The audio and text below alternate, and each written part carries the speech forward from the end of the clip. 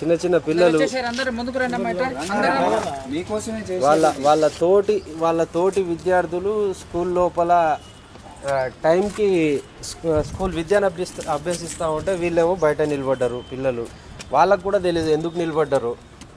కొంతమంది పిల్లలు వెళ్ళిపోయారు సార్, కొంతమంది పిల్లల్ని పంపించేసి వాళ్ళ పేరెంట్స్కి చెప్తే వెళ్ళిపోయారు. చాలా మంది ఉంటారు పిల్లలు, ఒక 200 మంది అనుకున్నట్టు, 200 మంది అనుకుంటారు. రాగానే చెప్తుంటే వెళ్ళిపోతారు అన్నమాట, తీసుకొని వెళ్ళిపోతారు. అదే కలెక్టర్ని కలిస్తే కూడా సార్ని కలిసి మరి ఏదైనా మాట్లాడారు. సార్ కూడా బయటకు వచ్చారు.